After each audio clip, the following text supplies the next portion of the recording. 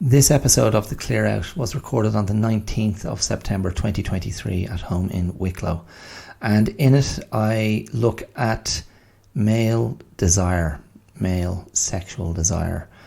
And on the darker side of things, I'm looking at this in the context of the Russell Brand story that has broken in the last week and the sexual allegations that have been laid against him.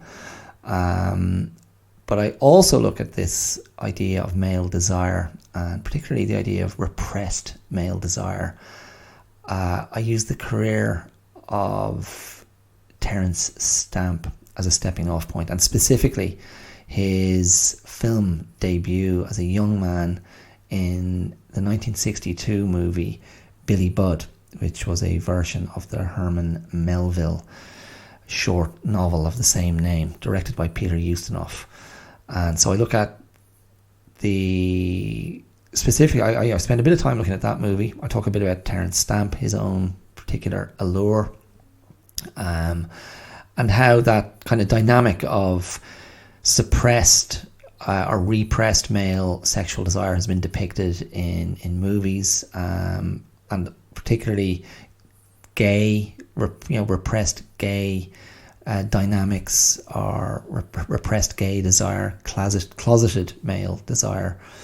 And the one movie I wanted to talk about as well and didn't, just because I was kind of just full of thoughts about other things. I did want to just briefly reference Terence Stamp in John Schlesinger's 1967 film of Thomas Hardy's novel Far From the Madding Crowd, and the dash he cut as Sergeant Troy, the extremely cocky, arrogant, and quite immoral officer who seduces Julie Christie's how do you pronounce the character's name? Bathsheba Everdeen, who is the woman running her own farm, and Sergeant Troy is one of three men who try to seduce her, claim her. In the Schlesinger film, it's Peter Finch and Alan Bates who play the other suitors. The Thomas Vinterberg version of that novel from 2015, so nearly 50 years later, I think is really worth looking at as well, with Kerry Mulligan as Everdeen, and some nice performances in that one from Michael Sheen and Matthias Schoenaerts. And I think it's Tom Sturridge who plays the officer in that. But I thought that was a really good version of that. But Terence Stamp in that movie, if you're unsure of what his particular physical merits were, he looks great in Far From the Madding Crowd. And I did want to mention that in the main body of the episode and didn't. But there you go, I'm mentioning it now. Okay, so movies, sexual desire, male sexual desire, sexual transgressions, and anything kind of connected to these ideas is what I try to explore in the episode. So I hope you find time to listen. It's a bit of a longer one this week. Sometimes that happens when the topic inspires a lot of thought, a lot of consideration. But I hope you enjoy it nonetheless. Okay, I'll see you around the corner. Cheers. Not gonna change my mind, leaving the dream behind, keep my emoji. Hi, my name is Dara Clear, and you're listening to The Clear Out. You're very welcome. I hope this finds you well. I hope your week, your day, whatever, the last few moments, if that's all you've got, if you've just found some respite, I hope it's going well for you. I hope you're sitting in a good spot, figuratively speaking, although maybe also literally. Anyway, here we are, another week down, another week done, stepping into a new moment. If you have pressed play, thank you so much for choosing this podcast. There's a lot of other stuff you could be listening to, and I'm very grateful if you chose mine over someone else's. It's good to have you here, and welcome back if you're a return listener to this thing that I do. It's not a show, it's a tell. And each week I have a wrangle, a wrestle, a contemplation, a peer into something connected to, largely speaking, wellness, resilience, coping, survival. It might be spurred by something in the news, current affairs, politics. It could be sociological, philosophical, psychological. It could be a number of different things. But everything comes back to, how do I make sense of this thing called life? How do I make sense of this negotiation with existence, with oneself? How do I keep putting that head above the parapet, or keeping it above water? How? And I don't always have answers. Sometimes I'm satisfied to ask the question and see where that line of inquiry leads me. I find that useful. I find that diverting, interesting, beneficial on some level, and I hope you do too. So, without further ado, there were a couple of things that came up this week, and they are indirectly connected, I suppose, or maybe not. Maybe I can make them more directly connected. But there were two things. One was, I was listening to a movie podcast. I was listening to The Rewatchables, that favoured movie podcast that I find incredibly entertaining. And they had an old podcast on Oliver Stone's Wall Street, and the English actor Terence Stamp came up, and they were discussing him. And I just had a flash of, many Terence Stamp moments. I thought about his career, and one of his movies jumped out at me, and I will go into that shortly. So that's going to be one stepping off point, discussing Terence Stamp and one particularly notable performance. And I also want to, I don't want to say wade in, because that suggests I'm coming in with a big opinion, a big oar with an opinion on it. But I do want to talk about the Russell Brand story that has broken in the last week, about about allegations of sexual assault, rape, and that kind of thing.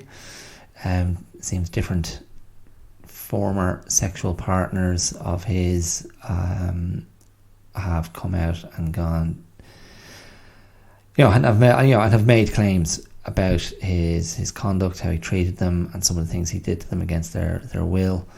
I want to have a look at that as well. So, I suppose broadly speaking, today's episode is going to be looking at male desire. Male desire, the male sexual appetite, and where that perhaps sits in the male mind, and how it can teeter over into dark areas. And I'll try and look at how that is not necessarily an exclusively male experience. I certainly think, sexual desire and sexuality can express itself in anyone in a huge variety of ways, in consensual and non-consensual contexts. But mostly I will be looking at at this particular area of male desire and maybe male sort of sexual compartmentalization. Because I do think, I think I've expressed this idea before, I do think that's a thing. There's something about where men park sex in their mind. I mean, I spoke last week about not wanting. I mean, last week's episode was, dedicated to the idea of avoiding monolithic thinking and not ascribing characteristics to every member of a particular type or category. So I will be qualifying, everything I'm saying by trying to reference my own experience and referencing, some of the things that I'll be talking about and keeping it connected to those specific contexts. And, the discussion will be then more speculative. I won't be afraid to give my own opinion. But I just think it's healthy. It's healthy to talk about these things and try to speak about these things in unambiguous ways. So why don't we start with maybe I'll start with the lighter end of it and have a look at Terence Stamp. So Terence Stamp. Terence Stamp, I was trying to remember when he first came on my radar, and I tell you, I would have seen him in Superman 2, which I didn't check what year that was. I think it was very early 80s, Superman 2, and he played General Zod. He was a pretty dark character. And in fact, he's there in Superman because he's one of the three conspirators. There's a sort of a Boris Karloff looking figure and a very austere, dark-haired woman. I can't remember the actress. But they are being tried in a sort of a court-martial on Superman's home planet, Krypton. Isn't it Krypton? At the start of Superman. And they are found guilty, and I remember being very chilled and a little bit freaked out by this as a kid when I saw Superman first, because this geometric shape is summoned once they're condemned, and it comes in from outside the court.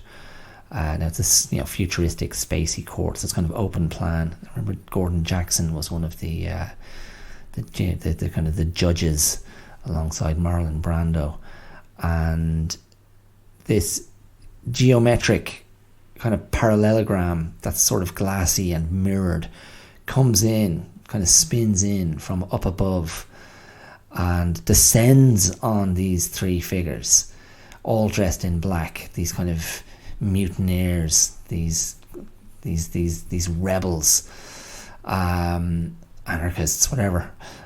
And it just sort of envelops them, and suddenly they're inside this, what appears to be a two-dimensional parallelogram, and they're inside it screaming in absolute terror, and you see their faces up close, and it spins off out into space, and you hear their kind of their dissipating cries. Really very effective. Anyway, little did we know that they would return with a vengeance in Superman 2, and Terence Stamp played General Zod. That's one of his great lines in Superman: "Kneel before Zod." Now, I don't think I knew at the time. I remember General Zod, but I don't think I knew it was Terence Stamp. The next time I came across Terence Stamp, and I was like, oh yeah, that's Terence Stamp, was in a sort of a teen cowboy movie called Young Guns, directed by Chris Columbus, if I recall correctly, from the late 80s, if not 1990. I loved that film. And it was basically the story of Billy the Kid, as played by Emilio Estevez. It featured his brother, Charlie Sheen. It also had Lou Diamond Phillips and Kiefer Sutherland.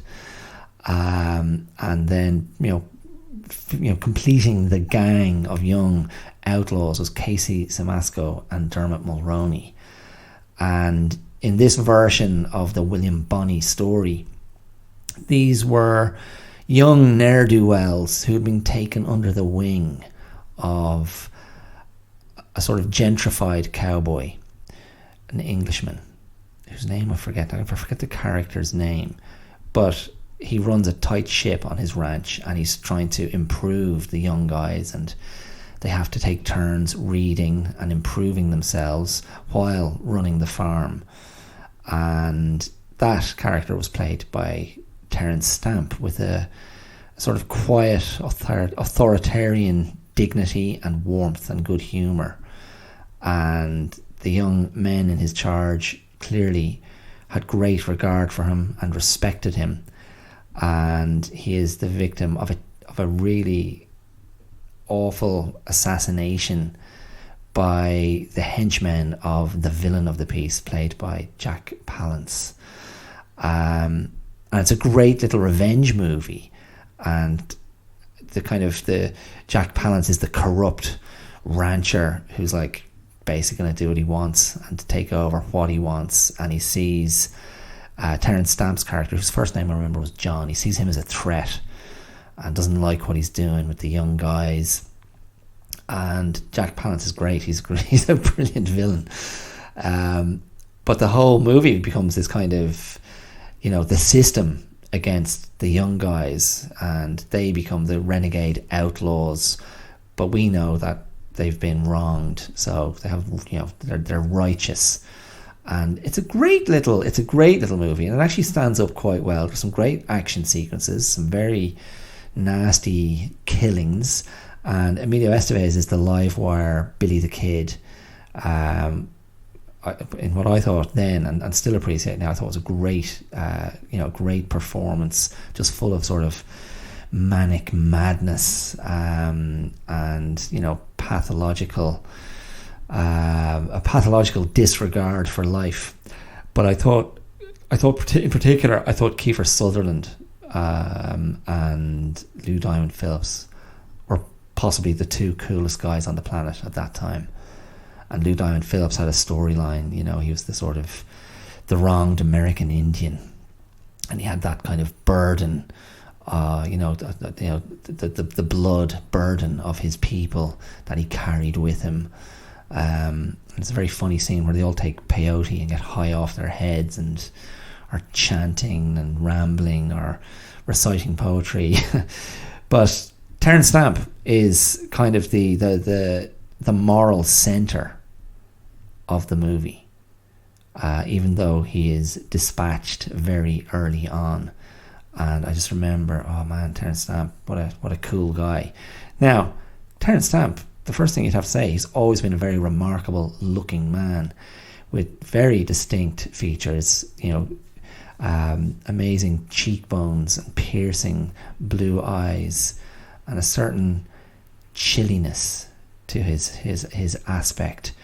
But I mean, at that stage, I think in Young Guns he was probably my age now, but he looked older because I think he went grey quite early. So he looked like an older man. But eventually, later in life, I came across his film debut, and that's the movie I really wanted to talk about. He was in a movie called Billy Budd from 1962, and Billy Budd was a movie version directed by Peter Ustinov, starring Peter Ustinov also, based on a Herman Melville short novel that was incomplete at the time of Melville's death, but was completed later. First completed by his wife or his widow, and then later in life by someone else once more extensive notes had been found and was completed in a more satisfactory way. And I remember seeing Billy Budd. I've only ever seen it once, but when the guys on the Rewatchables were talking about Terence Stamp on that Wall Street episode, I just felt they're not really doing Terence Stamp justice. And maybe he was lesser known in the States than over in this part of the world.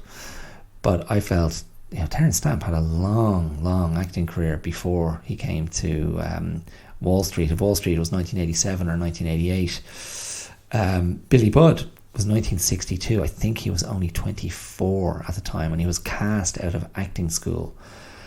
And I remember seeing Billy Budd, and it made a huge impression on me. And what I remember from it mostly was the intense sexual subtext, which was a gay subtext. And basically it's the story of this young sailor, an unschooled, naive young sailor who's recruited onto a British warship in the late 1700s. And he's an innocent in the world, and he has a shock of sort of blonde curls, and he just has a way about him that is disarmingly innocent and lacking in cynicism, and just blithely positive and accepting of the world around him. And initially his fellow crew members and even the superior officers, they're sort of bemused by him, but he's so naturally and effortlessly charming that he wins everybody over with his innate good nature, and his innate beauty is part of the dynamic of what he brings to things. And there's one person on the ship, is he the master of arms or the quartermaster, who is utterly confronted by this cherubic being, and that character is played by Robert Ryan, the American actor, and played with what I remember as a tremendously angry sexual repression and a sort of a palpable self-loathing and a gleeful sadism. And he is brutal in the punishments that he metes out or has ordered to be meted out on crew members who have failed in their duties. And there's at least one brutal flogging that everyone has to bear witness to, and Robert Ryan can barely suppress his enjoyment. I don't want to say arousal, that might be pushing it too far, but at the crewman's kind of plight. But what I remembered from the movie was just this tension between Billy Budd and Robert Ryan, as Billy Budd's his nature to lean towards life, to lean towards connection, to lean towards the possibility of a good outcome, brings him into direct conflict with Robert Ryan's character. Claggart is his name. And I just remember those scenes between them where Claggart is clearly wrestling with his desire and wrestling with what he's feeling and the physical impact on him by being in proximity to this beautiful young man with the wide open nature, the beautiful face, who has won over the entire ship with his natural charm. And Robert Ryan, Claggart, finds it insufferable and basically plots to find a way to get rid of Billy Budd, to have him kicked off the ship or court-martialed. And so ultimately what happens is he accuses Billy Budd of being a mutineer, and Billy Budd, with a sense of great indignation, lashes out and strikes Ryan, who falls very unfortunately against something and dies. And so the film becomes the story of, well, is Billy Budd innocent? When we've had this, the whole ship knows that he's been antagonised relentlessly by Claggart and brought out this even more intense darkness and vindictiveness in Claggart. And everyone knows that Billy Budd is a good kid, a good guy. And Peter Ustinov plays the captain of the ship, who, out of his own sense of duty to Queen and country, to the crown. I'm trying to remember who was if it was a king or queen at that time in England, but he feels the letter of the law must be observed, and ultimately, Billy Budd, spoiler alert, ultimately Billy Budd is executed, and Herman Melville was fundamentally trying to show the impossibility of remaining innocent in the world, and how, the innocent and the naive and the pure will be punished by the streak of wickedness and cruelty and cynicism that is out there waiting to pounce. And yeah, it doesn't take much of a reading to go, Billy Budd is the Christ-like figure who's bringing his purity of soul, his sincerity of soul to elevate the entire crew, to bring this kind of grace to the entire crew just by being among them, which is a very Christ-like analogy, and of course ends in his execution. Again, the Christ-like analogy. And again, famously, Billy Budd's last words are to, I can't remember if it's "Here's to Captain Vere." It's a salutation to the captain who's condemned him. So basically, forgive them. They know not what they do. Again, the Christ-like thing. So I don't know if Melville was commenting on the futility of living with that very pure version of noble Christianity, open-hearted, self-sacrificing, or just looking at the Christ figure, or just using it, in an allegorical way.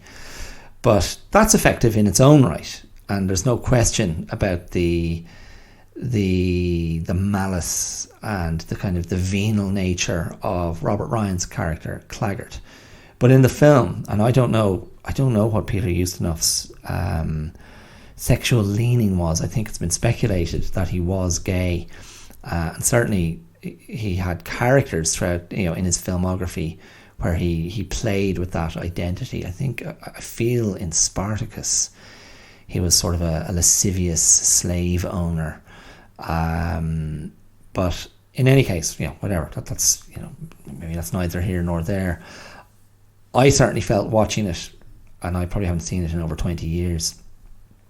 I certainly felt watching it that it was very obvious, like the gay subtext was screaming off the screen, and I found it very affecting. I found Terence Stamp's character hugely sympathetic, and his sweetness, his beauty, his innocence was just brilliantly conveyed by, that was his movie debut, his first go, and what a go. And it's funny because Peter O'Toole had a similar thing in Lawrence of Arabia, the blonde, blue-eyed, beautiful man, and of course he had his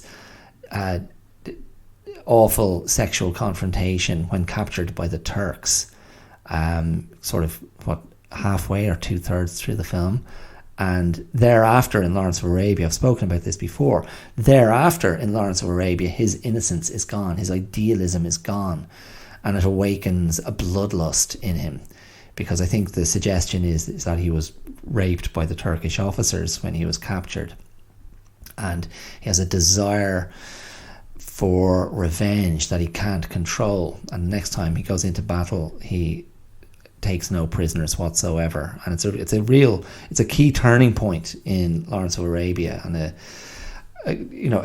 a chilling moment in his character arc, where he emerges from this kind of post-traumatic state, and his recovery state, and is like, I am gonna destroy the world. So what that made me think about, and thinking about Billy Budd and thinking about male desire, and I suppose that is a particular depiction of, I don't know if I'm being unjust in describing it as a trope of homosexual repression, the closeted or repressed gay man who is full of self-loathing because he can't cope with his feelings of desire for other men, who is tormented with guilt because society has said this is wrong, or religious leaders have said this is wrong, this is immoral, this goes against God, this is unnatural. And it's funny, I was thinking about Robert Ryan and that performance, and Robert Ryan was good. He was good at playing heavies, in movies. But I was thinking, I was recalling the David Thompson quote I shared a few months ago when I was talking about Richard Gere's filmography, and that great quote that David Thompson used about Richard Gere in Pretty Woman, describing him as a pasha tolerating his own pleasure.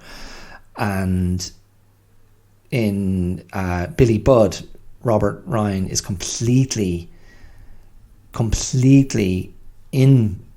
intolerant of his displeasure. Like, his displeasure is his desire for Billy Budd, which he cannot express, and it makes him furious and makes him just want to eradicate Billy Budd completely, destroy him, get rid of him, obliterate him, so he doesn't have to face his own frustrated desire, which, again, as I say, is that just something that is a trope of storytelling, of how gay men or repressed gay men have been depicted, but I don't just think it applies to closeted gay men.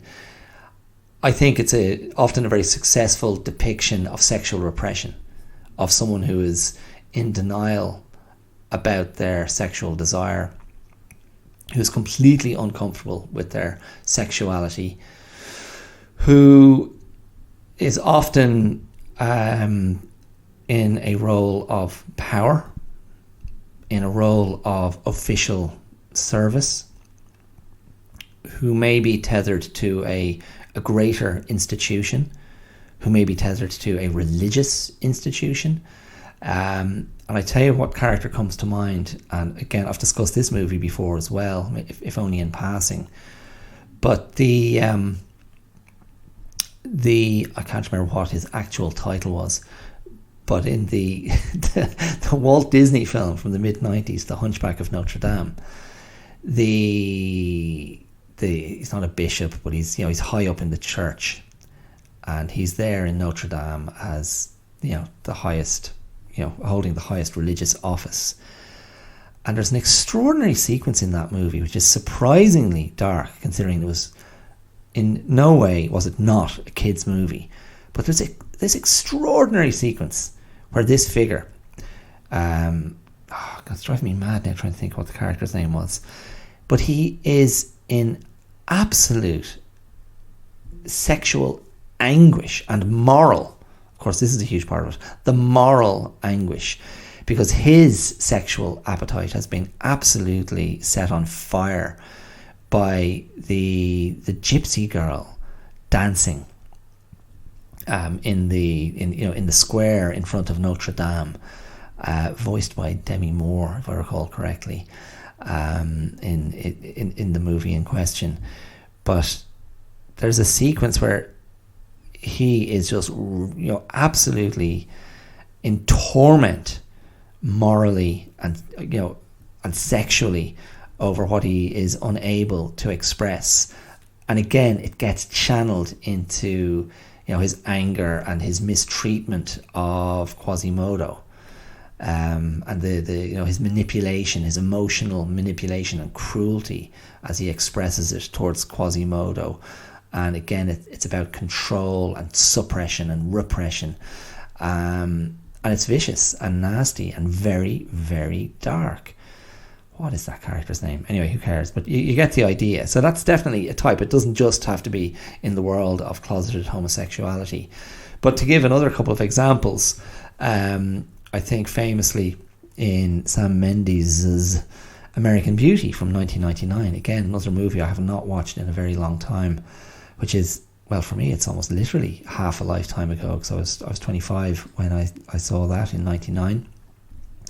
And that ends famously with Chris Cooper's military man, the next door neighbour to our protagonist, Kevin Spacey's character, who Chris Cooper has come to believe is gay and is getting sexual favours from Chris Cooper's son, played by the young Wes Bentley in his breakout performance. And Chris Cooper, it's clear, is wrestling with his own repressed longing and his own repressed sexual desire, and it ends very darkly when he comes to Kevin Spacey at the end of the movie with a gun in his hand. So again, like, that's another example of, you know, male desire. I can't handle this feeling I have. I can't have the object of desire. Therefore, I will try to destroy the object of desire. So that will, in theory, cancel out my frustrated sexual longing. So we'll come back to that point maybe a little bit later.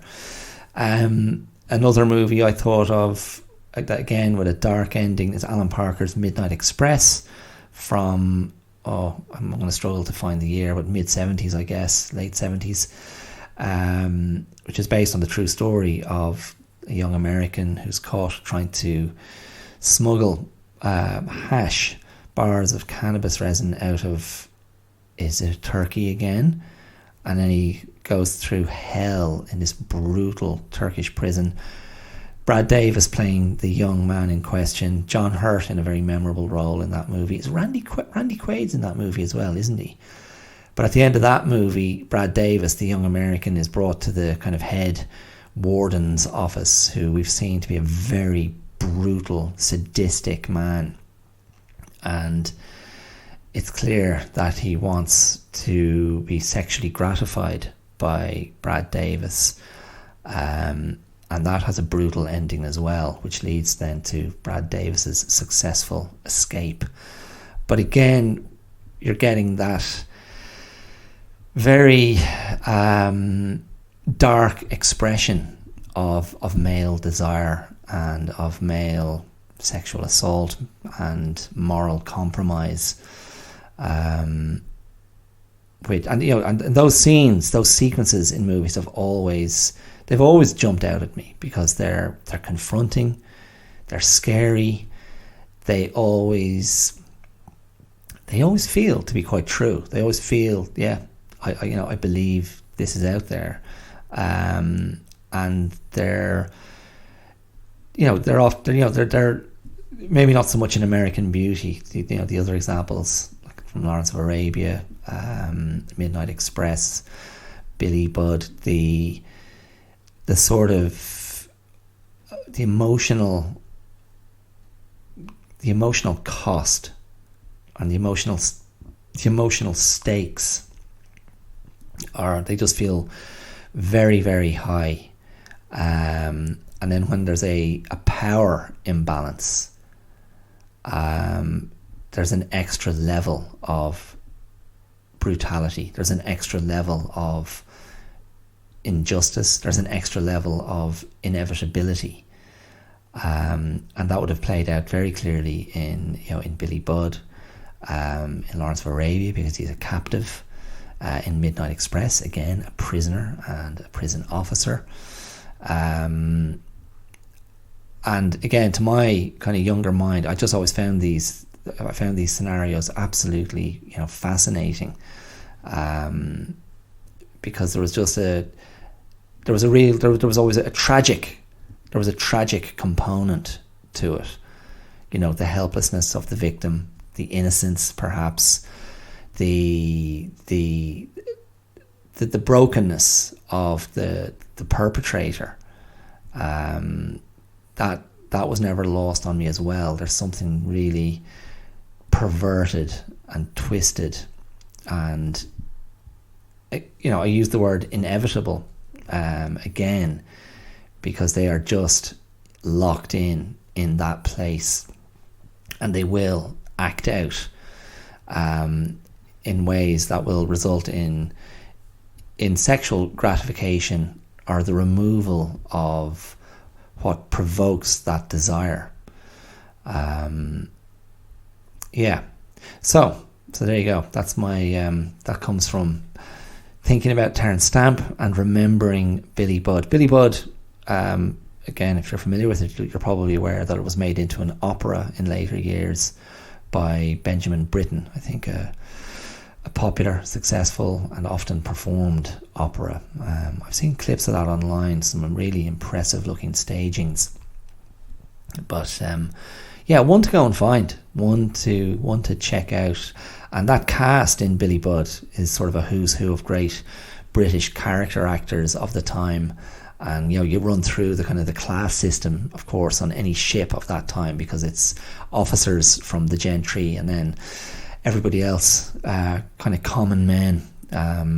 So some nice actors in that. John Neville, for example, David McCallum of Sapphire and Steel fame.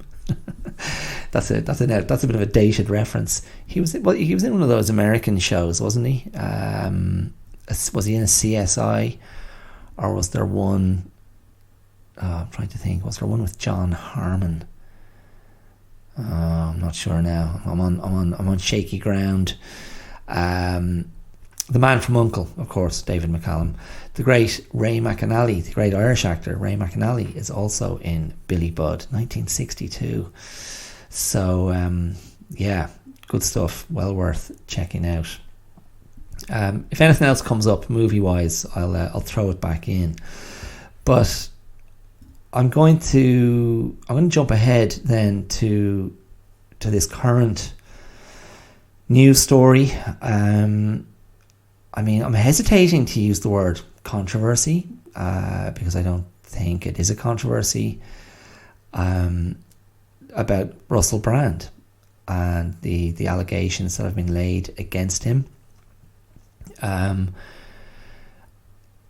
The story taken at a remove, it's just another highly successful public male figure in the world of celebrity, in a world of extremely high profile, the world of movies, of TV, of pop culture. So a very successful man in that world, being accused of extreme sexual impropriety, sexual assault and rape.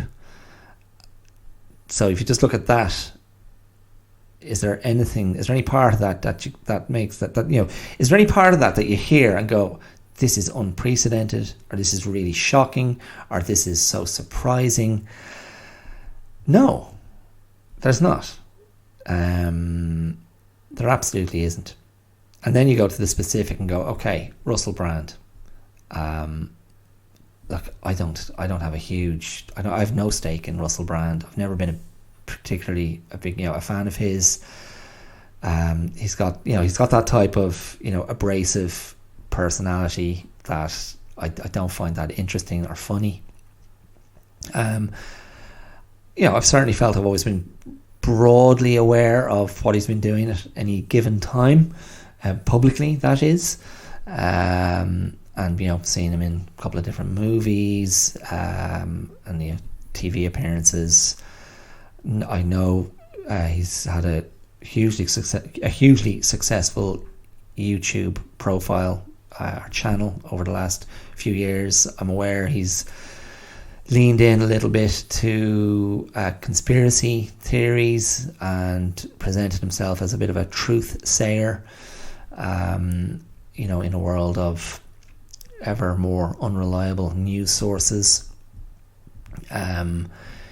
He does seem to have aligned himself with some dubious thinking, Again, I'm not a fan of the conspiracy theory of conspiracy theories in general. I'm not a fan of conspiracy theorists in general.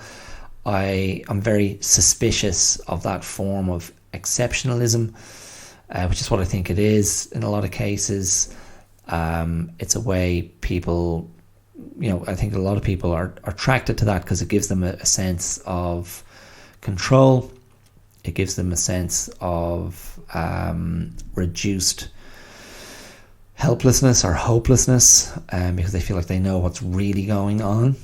But I mean, conspiracy theorists are generally not that relaxed or chilled out. And I mean, they'd probably argue, well, if you're relaxed and chilled out, you're just a dupe, a sucker.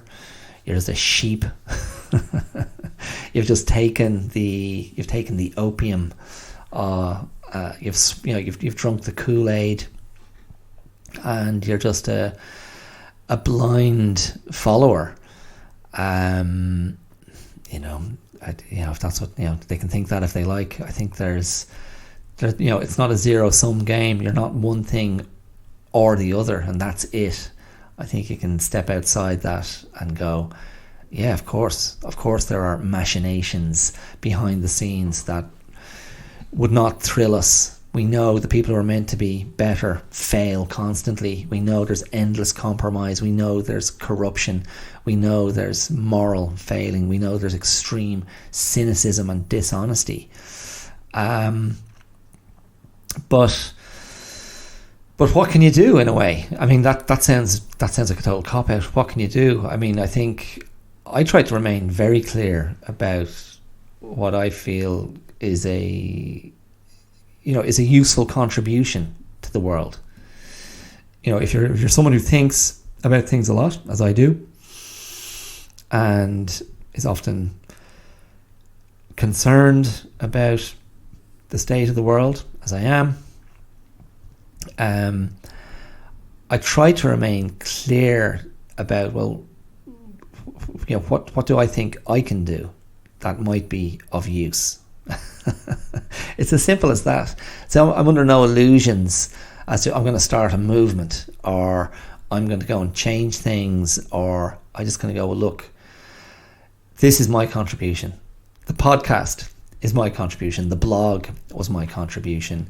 If I get in a classroom or in front of people to teach or facilitate or instruct, that's where I make a contribution. If I'm performing or acting, I hope that's where I can make a contribution. If I write, that's where I make a contribution.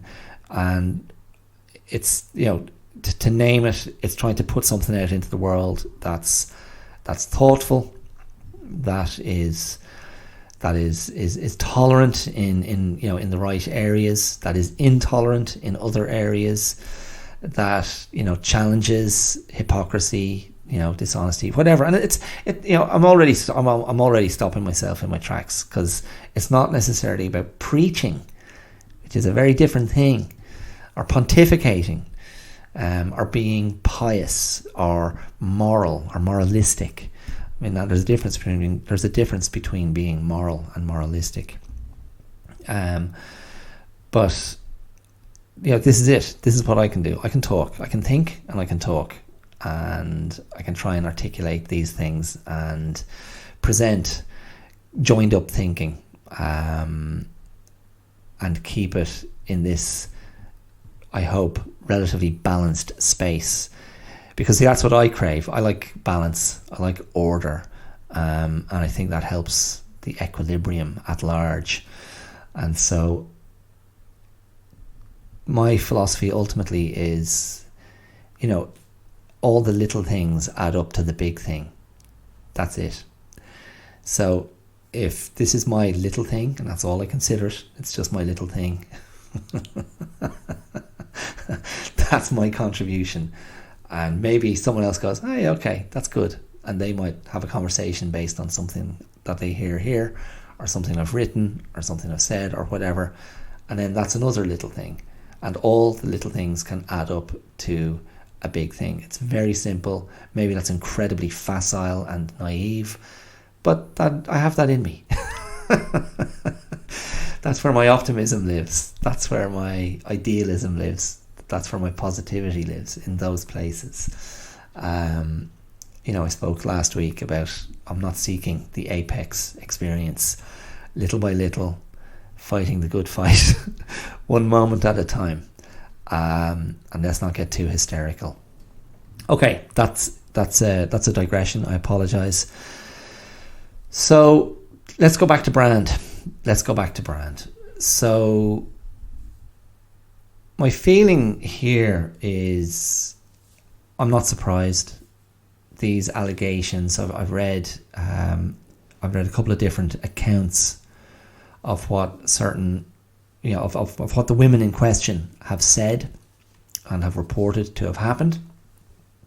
And, before reading them, I thought, does this feel right?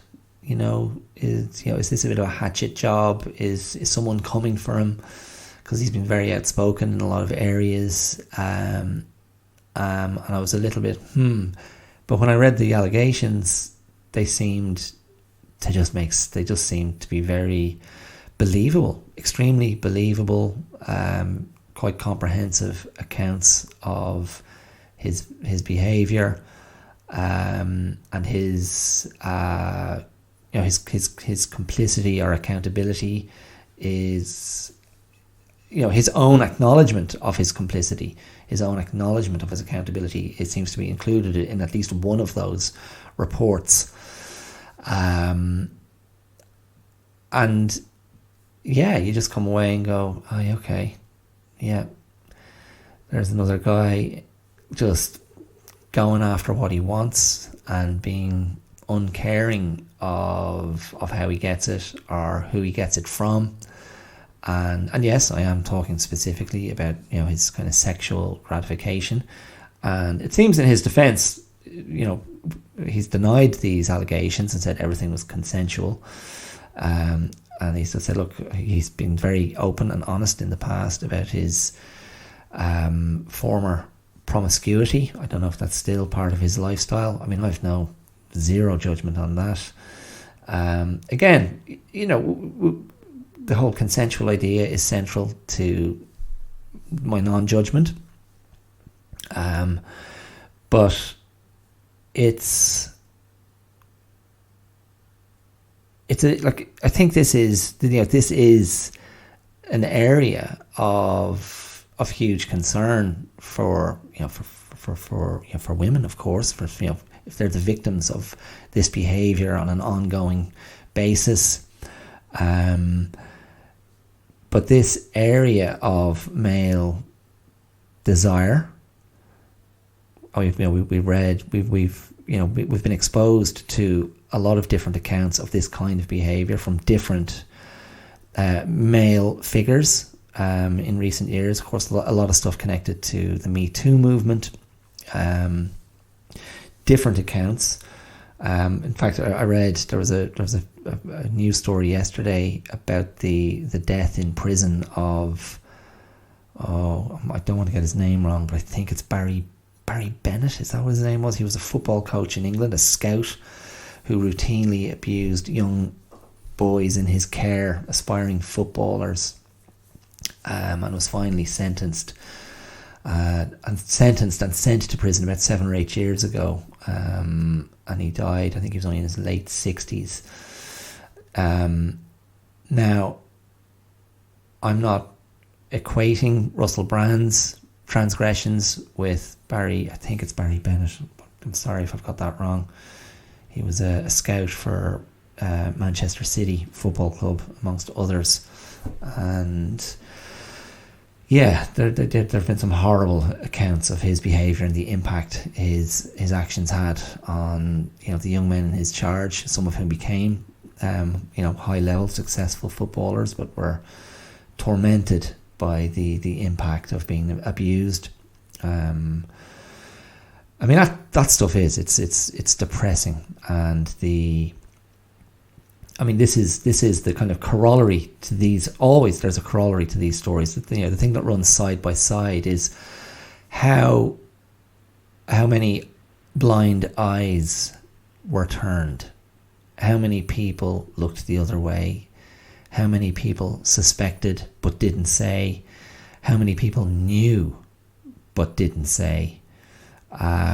Because around successful people, there are always, there are always structures. There are structures to maintain the success, to maintain the image, to maintain, pardon the pun, the brand. And there must be people close who know what's going on or suspect.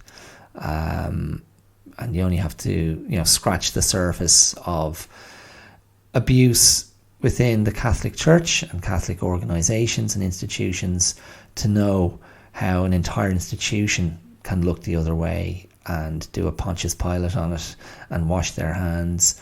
And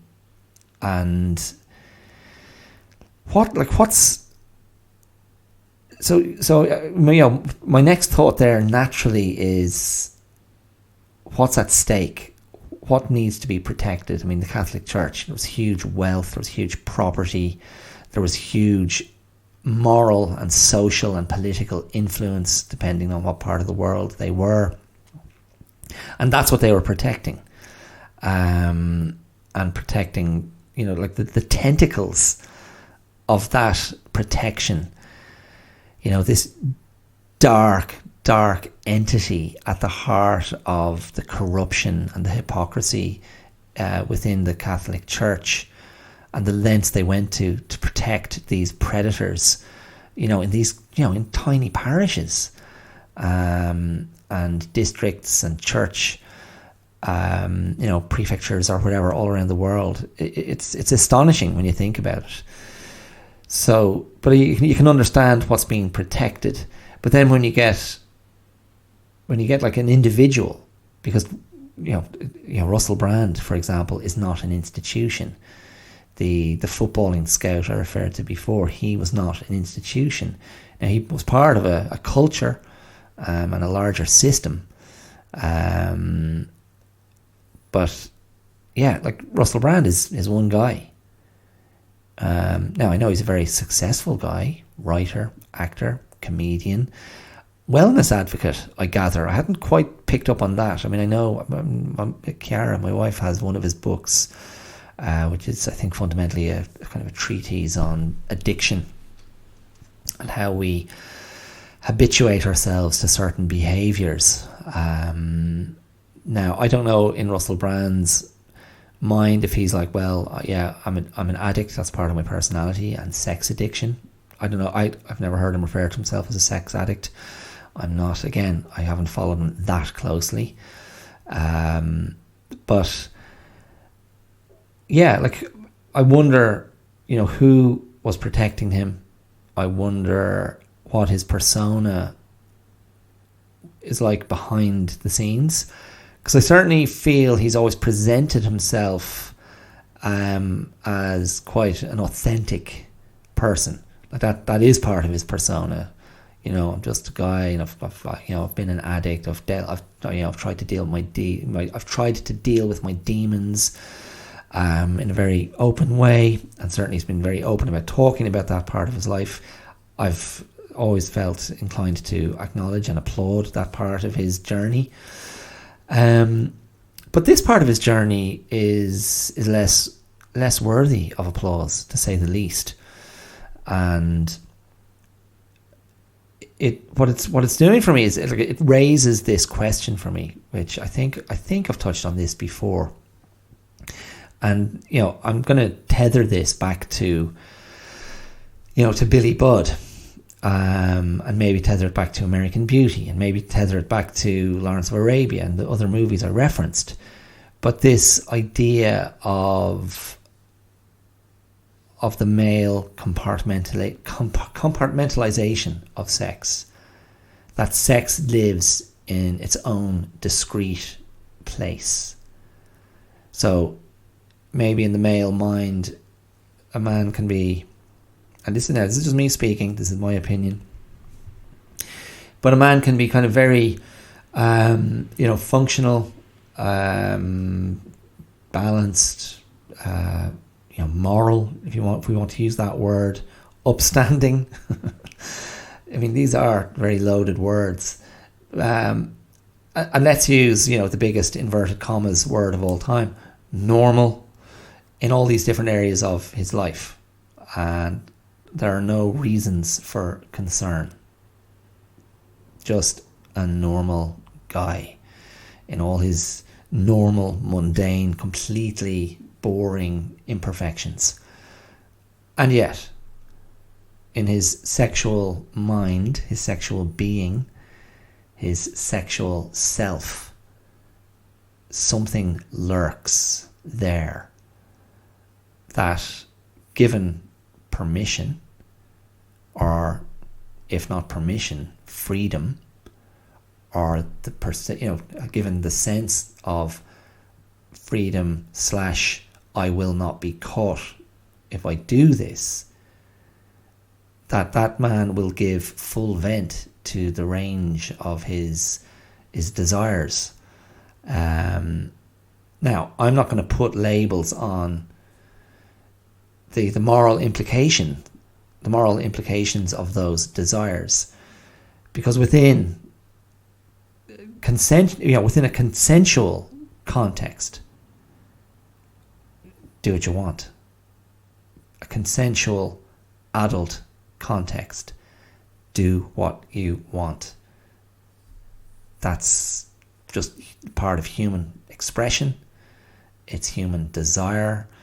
It's healthy, natural in inverted commas, sexuality.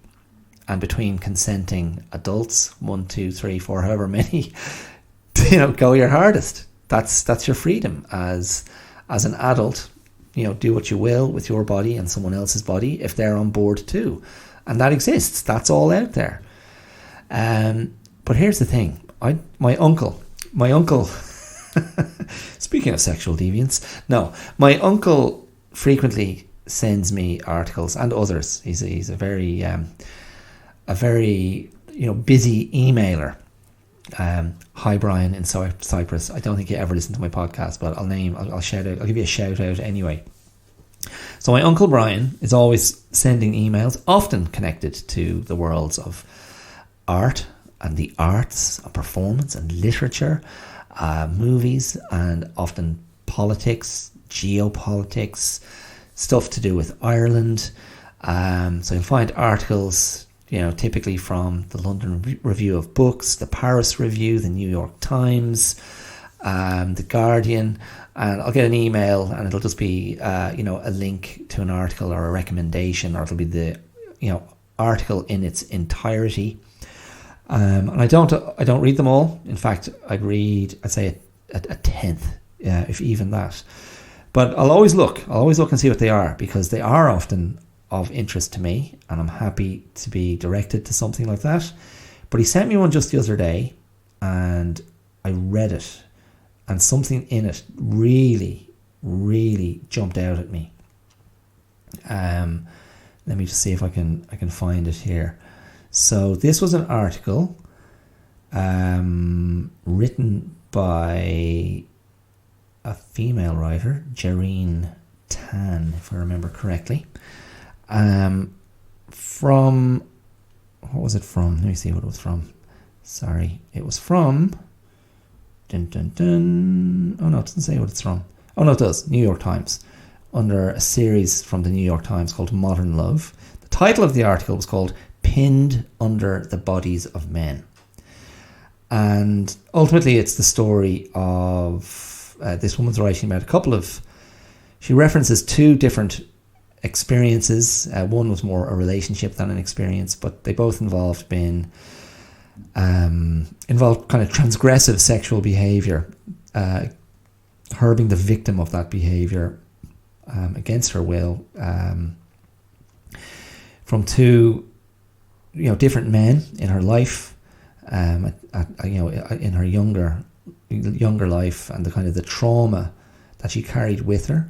How that trauma of being powerless drove her towards martial arts and self-defense, and the joy she got from that, the joy of feeling, if it comes to it, I will be able to defend myself, I will be able to inflict pain, I will be able to get revenge, and it'll be righteous and justified. It's quite a nice little article, it's interesting.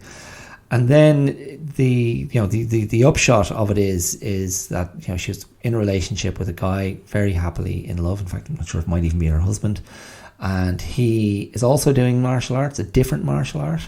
And they decide to go away together for a week and practice each other's martial arts in different training centres. And in one of her first sessions with her husband or boyfriend, she finds herself pinned to the ground and is suddenly aware of his strength, his masculine strength and fitness and power in that context. And initially she's freaked out, but ultimately she is sort of has this sort of epiphany where she realizes, oh, this is positive. This is a really positive male power in the body of the man I love and trust, and who's been so caring of me and helped me negotiate my trauma. And she sort of manages to purge the psychic memory and her sort of instinct to recoil or go into highly adrenalized state. And so it's a nice little article. It's she shares like a lot of her personal stuff, and that's all fine. But she speaks about midway through the article, she refers to dabbling with bondage and sadomasochism, in a sexual, consensual sexual context as a younger woman and going to a club. And she had this, I'm just going to quote directly from the article. So she was in one of these clubs, and she says, when in a dark corner of a club with no warning, a stranger quickly wrenched my shoulder out of its socket and reset it, or so he claimed. I was finally slowed by not shock, but sadness. And now, this is the line that jumped out at me. And it's absolutely, I just thought, oh yeah, wow. She said, how casually, how calmly violence comes to the most unremarkable of men. That's one of the most powerful things I've read in a very long time. That just jumped out at me. And I was like, yeah, wow. And I think written from the perspective of a woman with direct experience of encountering that impulse or instinct in men, I was like, okay, and again, that's her experience. I'm not. This is not a total. I'm not going for this broad validation of, oh my God, all men, have the potential, that this violence lies in every man. In spite of what I just said about that. The potential of that lurking in, I think, some men, and maybe it's many men, I don't know. But that line, how casually, how calmly violence comes to the most unremarkable of men, it's kind of fascinating. And it is, of course, it's an indictment of men. It's not necessarily an indictment of all men. It's an observation. It's an observation of hers, born out of her lived experience, and I think that's it. I think that's a huge topic, actually. And certainly, if you look at any article or hear any discussion about the dangers of the ubiquity and proliferation of pornography, pornographic imagery, and the kind of performed, the performed behaviours of a lot of pornographic content, there's a lot of barely disguised violence towards women. And I guess one of the biggest fears out there is this completely colouring the minds of young men? Is it completely colouring and distorting their sexual appetites and their understanding of, again, inverted commas, normal sexual behaviour? And one of the things that's most commonly cited is choking, and this behaviour of women being choked during sex. In fact, I referred to this last week. I was listening to Roisin Ingle interviewing Anne Enright on the women's podcast from the Irish Times, and that's part of a storyline in Anne Enright's new book, The Wren, which I was very happy to receive as a gift from Chiara, from my wife, last week. So I've only read the first couple of pages. I'm very excited to get into it. I was laughing because Anne Enright was presenting the thinking of a man in a relationship early in that book, and his negotiation. Now, it was written in quite a comic way, his negotiation of his sexual desire, but I was laughing out loud at her trying to get inside the male brain, and the concealing of an erection, which I thought was very funny. But yeah, look, in any case, to come back to this rather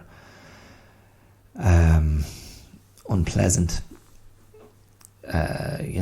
topic of male violence in a sexual context, of the darker side of male desire, of what I think is a sort of, as I say, this compartmentalization of male sexual desire that men can square off and go, that lives in its own private box, and I can just be absolutely, again, to borrow the word from that female writer's article, in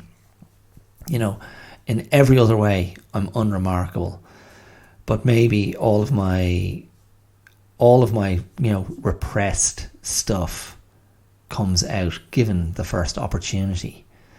And so when I say that, what it makes me think about is how any of us, doesn't matter if you're male or female, but how any of us have to negotiate our sexual lives as individuals, our sexual impulses, our sexual sort of psyche.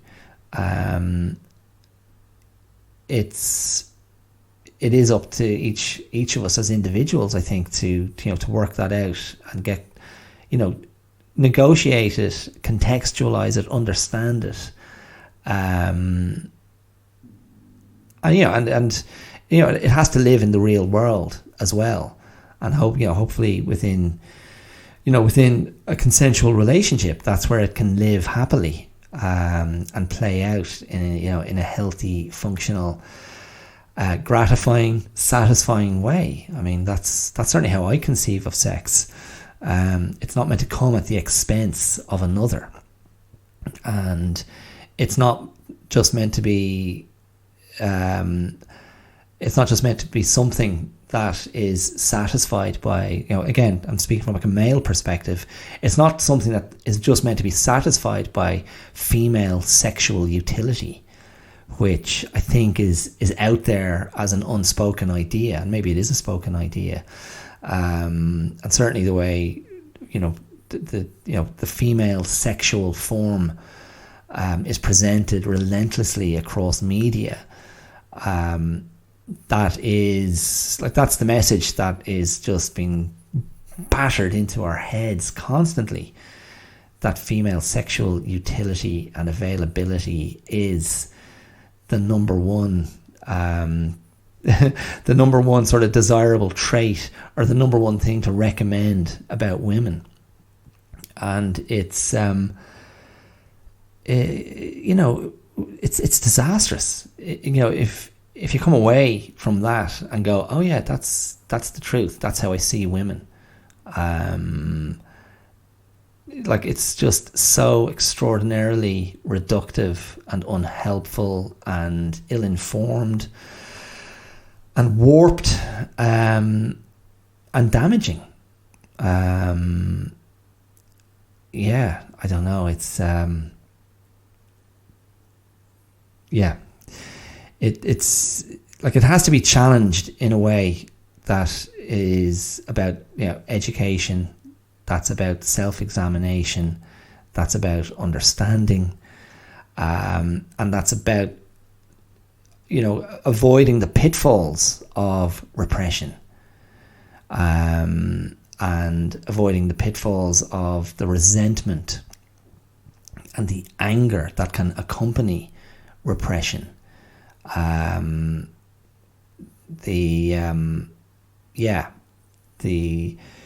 Because that, I think that is an extraordinarily powerful and destructive energy that lives in people, and that I suppose can live in a society. And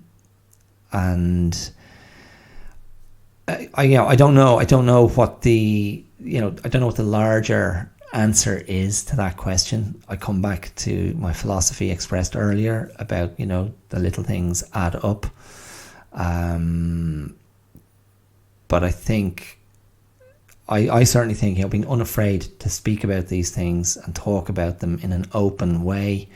This comes back to part of last week's episode again about not feeling threatened, not feeling I have one has to protect oneself or insulate oneself before they can speak about these things, not coming with the axe in your hand with the weapon already out, open, ready to go,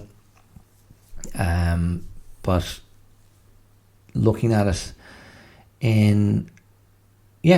sort of transparently, and accepting that of course there's going to be huge emotion around this, especially when you read about sexual assaults and rapes and sexual transgressions and people in power doing things to people with less power, and I know the disingenuous among us might argue, oh well, what is power really? Well, celebrity is a form of power. Don't kid yourself that it's not. It's status, it's social standing, it's access. It can be a golden ticket. You might want to hitch a ride. There's power there. Once you're in a position of influence like that, there is power that can be exploited. There's no question about that, and power that can be wielded. So I don't know. I suspect, if I was to be, pressed to look at the Russell Brand situation, like I suspect, in his mind, maybe at the time, maybe now, there would have been a lot of self-justification. I think he would have contextualized it in a very Russell Brandy kind of way. I'm just being me. I'm just being honest. There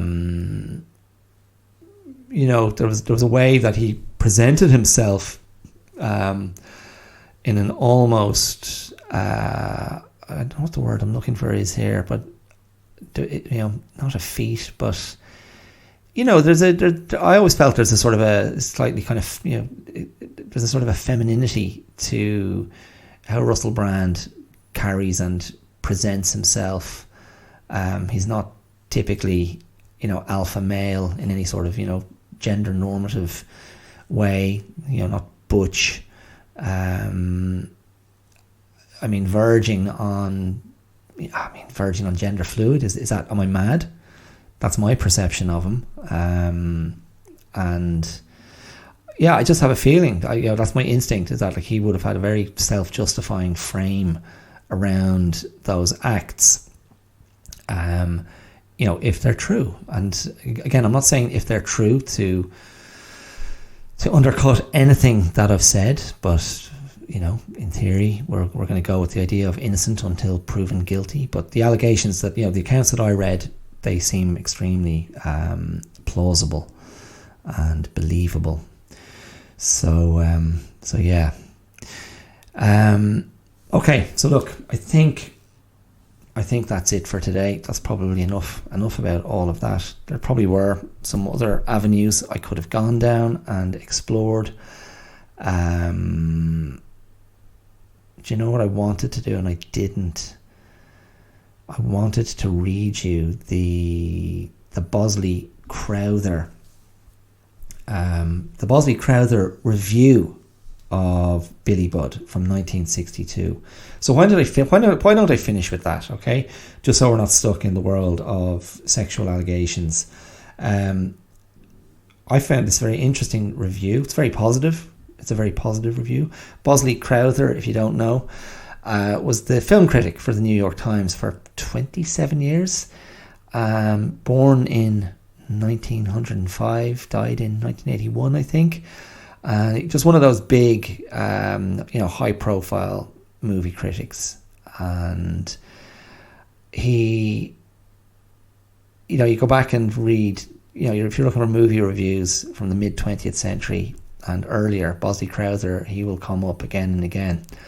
And I just thought this review was quite interesting, just for his language style, almost declamatory, as if it was written to be read on radio or something. You think, like, this is the 60s when there's a cultural change is imminent in the States. But I'll finish with this today. So this is Bosley Crowther's 1962 review of the 1962 movie, Peter Ustinov's filmed version of Herman Melville's Billy Budd. Here we go. The classic conflict of good and evil, drawn in Herman Melville's Billy Budd, with the story of a pure young British sailor tormented by a vicious master-at-arms, is firmly battened down and rendered ship-shape in a splendid film based upon the book and on a recent play put together from it. The film opened yesterday at Cinema 1 and Cinema 2. Right out in the sky vaulted open, and on the decks of a sturdy square-rigged ship, a fine adornment of His Majesty's Navy back at the end of the 18th century, is played the better part of this drama of the hectoring of the innocent young tar by his monstrously warped superior, the substance of the tale. Honest wind blowing through the rigging and ocean waves slapping the ship impart to this motion picture rendering a convincing tang of the sea. In a beautiful black and white production supervised by Peter Ustinov, who also directed the picture and plays the third leading role of Captain Vere, the physical setting of the drama is flawlessly achieved. The all-male participants in it are roundly and handsomely performed. Terence Stamp, a new English actor with a sinewy, boyish frame and the face of a Botticelli angel, is perfect as Billy Budd, the innocent, trusting sailor who cannot comprehend wickedness. In him are warmly concentrated the human faith and charity that are assailed by the darkly misanthropic and malevolent master-at-arms.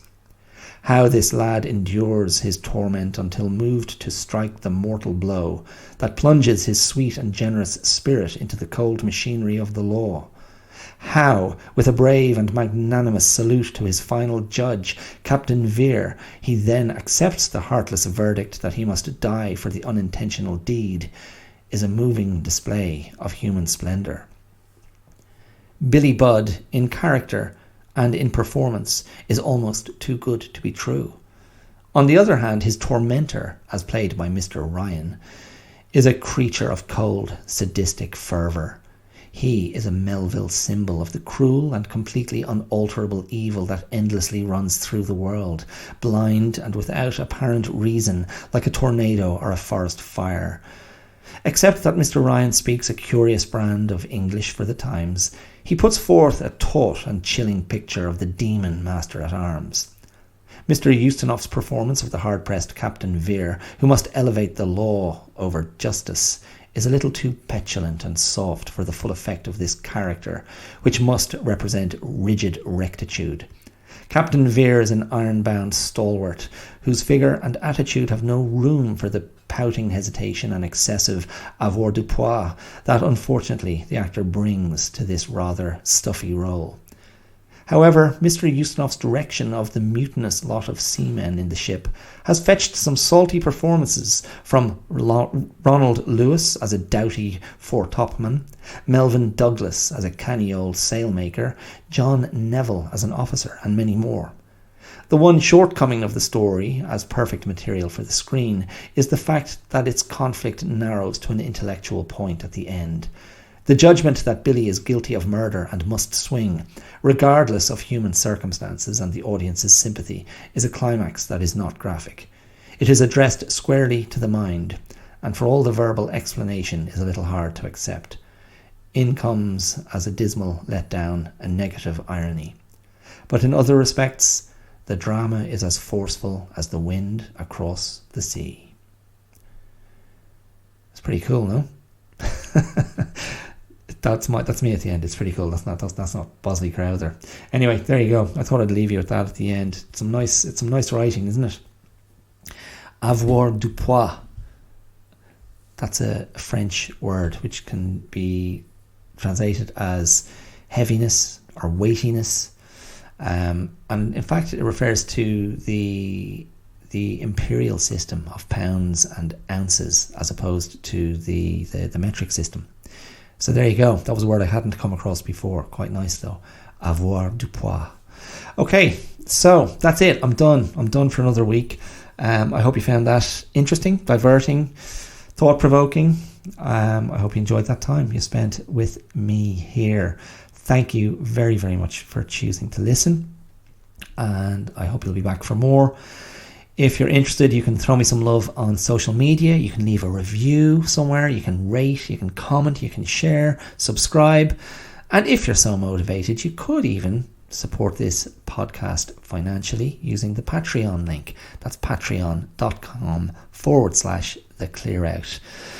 You can email me thoughts, requests, suggestions, criticisms, whatever, at theclearoutlive@gmail.com. Okay, that's it. Thank you so much for listening. Stay safe, stay well, mind yourselves. I'll be back next week with something different. See ya. Bye.